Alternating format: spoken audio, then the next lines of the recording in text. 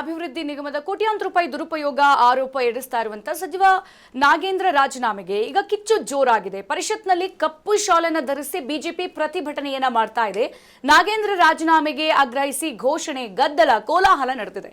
Breaking ಲಭ್ಯವಾಗ್ತಾ ಇದೆ. ಪ್ರಶ್ನೋತ್ತರ ಕಲಾಪದ ಬಳಿಕ ಚರ್ಚೆ ಅಂತ ಸಭಾಪತಿ ಹೇಳಿಕೆ ಕೊಟ್ಟಿದ್ದಾರೆ.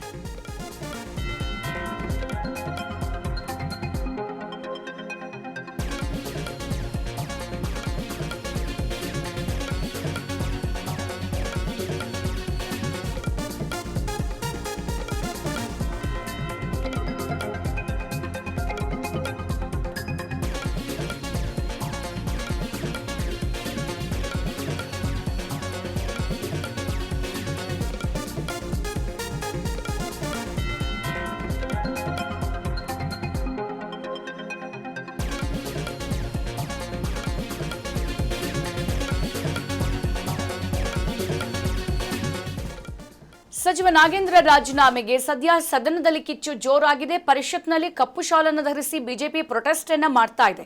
ನಾಗೇಂದ್ರ ರಾಜೀನಾಮೆಗೆ ಆಗ್ರಹಿಸಿ ಘೋಷಣೆ, ಗದ್ದಲ ಇವತ್ತು ಕಲಾಪದಲ್ಲಿ ನಡೆದಿರುವಂತದ್ದು.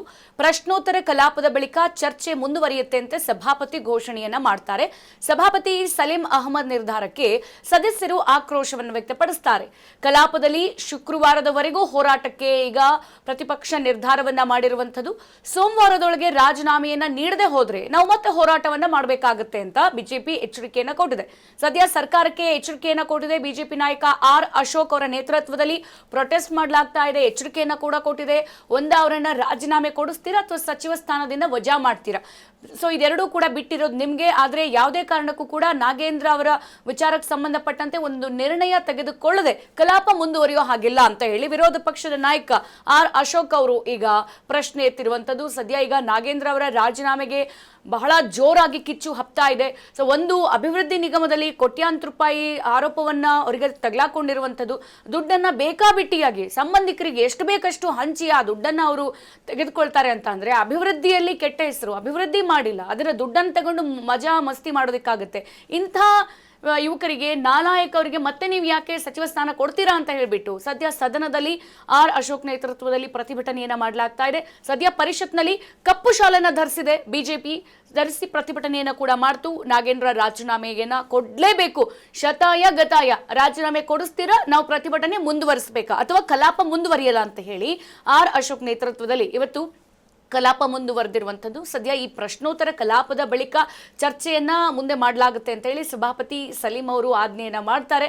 ಸೊ ಈಗ ಅವ್ರಿಗೆ ಈ ಕಡೆ ಪ್ರತಿಪಕ್ಷಕ್ಕೆ ಒಂದು ಕಡೆ ರಾಜೀನಾಮೆಯನ್ನ ಕೊಡಿಸ್ಲೇಬೇಕು ನಾಗೇಂದ್ರ ಅವರಿಗೆ, ಮತ್ತೊಂದು ಕಡೆಗೆ ಈಗ ಇನ್ನೊಂದು ಕಡೆಗೆ ಕಲಾಪದಲ್ಲಿ ಬೇರೆ ಬೇರೆ ಪ್ರಶ್ನೆಗಳನ್ನ ಎತ್ತಬೇಕು. ಯಾವುದಕ್ಕೂ ಕೂಡ ಅನುವು ಮಾಡ್ಕೊಡೋದಕ್ಕೆ ಆಗ್ತಾ ಇಲ್ಲ. ಯಾಕಂದ್ರೆ ಬಿಜೆಪಿ ಬಿಡ್ತಾ ಇಲ್ಲ ಬೇರೆ ಪ್ರಶ್ನೆಗಳನ್ನ ಎತ್ತುವುದಕ್ಕೆ, ಬೇರೆ ವಿಚಾರಗಳನ್ನ ಅಲ್ಲಿ ಮಾತಾಡೋದಕ್ಕೆ ಬಿಜೆಪಿ ಅನುವೇ ಮಾಡ್ಕೊಡ್ತಿಲ್ಲ. ಹಾಗಾಗಿ ಸದ್ಯ ಈಗ ಡಿ ಕೆ ಶಿವಕುಮಾರ್ ನೇತೃತ್ವದ ಸರ್ಕಾರಕ್ಕೆ ತಲೆ ನೋವಾಗಿ ಪರಿಣಮಿಸಿದೆ ನಾಗೇಂದ್ರ ಅವರ ಒಂದು ಸಚಿವ ಸ್ಥಾನ. ಹಾಗಾಗಿ ರಾಜೀನಾಮೆಯನ್ನ ಕೊಡ್ತಾರಾ ಅಥವಾ ಮುಂದುವರಿತಾರಾ ಅಥವಾ ಬಿಜೆಪಿ ಪಕ್ಷ ಮುಂದುವರಿದ್ರೆ ಏನ್ ಮಾಡುತ್ತೆ ಅನ್ನುವಂಥದ್ದು ಸದ್ಯ ಬಹಳ ದೊಡ್ಡ ಪ್ರಶ್ನೆಯಾಗಿ ಉಳಿದಿರುವಂತದ್ದು. ಹೀಗಾಗಿ ಕಲಾಪವನ್ನು ಹೋರಾಟವನ್ನೇ ಮಾಡಬೇಕು, ಅದು ಕೂಡ ನಾಗೇಂದ್ರ ಅವರ ರಾಜೀನಾಮೆ ಕೊಡಿಸೋ ತನಕ ನಾವು ಹೋರಾಟವನ್ನ ಬಿಡೋದಿಲ್ಲ ಅಂತ ಹೇಳ್ಬಿಟ್ಟು ಈಗ ಬಿಜೆಪಿ ಒಂದ್ ಕಡೆ ಪ್ರೊಟೆಸ್ಟ್ ಅನ್ನ ಮಾಡ್ತಾ ಇದೆ. ಹಾಗಾಗಿ ಸೋಮವಾರದ ಒಳಗೆ ರಾಜೀನಾಮೆಯನ್ನ ನೀಡದೆ ಹೋದ್ರೆ ನಮ್ಮ ಹೋರಾಟ ಉಗ್ರ ರೂಪವನ್ನ ಪಡೆದುಕೊಳ್ಳುತ್ತೆ ಅಂತ ಬಿಜೆಪಿ ಎಚ್ಚರಿಕೆ ಕೊಟ್ಟಿದೆ ಸರ್ಕಾರಕ್ಕೆ. ಹಾಗಾಗಿ ಇದನ್ನ ಕಾಂಗ್ರೆಸ್ ಸರ್ಕಾರ ಯಾವ ರೀತಿ ನಿಲುವು ತೆಗೆದುಕೊಂಡು ಹೋಗುತ್ತೆ, ರಾಜೀನಾಮೆಯನ್ನ ಕೊಡಿಸುತ್ತಾ ಅಥವಾ ಇವ್ರು ಹಿಂಗೆ ಮೊಸರಲ್ಲಿ ಕಲ್ಲು ಹುಡುಕ್ತಾ ಇರಲಿ, ನಾವು ನಮ್ಮ ಪಾಡಿಗೆ ಸುಮ್ಮನೆ ನಾವು ನಮ್ಮ ಕಲಾಪ ನಡೆಸ್ಕೊಂಡು ಹೋಗೋಣ, ಅಧಿಕಾರ ನಡೆಸ್ಕೊಂಡು ಹೋಗೋಣ, ನಾಗೇಂದ್ರ ಅವರು ಸಚಿವ ಸ್ಥಾನದಲ್ಲಿ ಇರಲಿ ಅಂತ ಮಾತನಾಡುತ್ತಾ ಅನ್ನೋದನ್ನ ಕಾದು ನೋಡಬೇಕಾಗಿದೆ.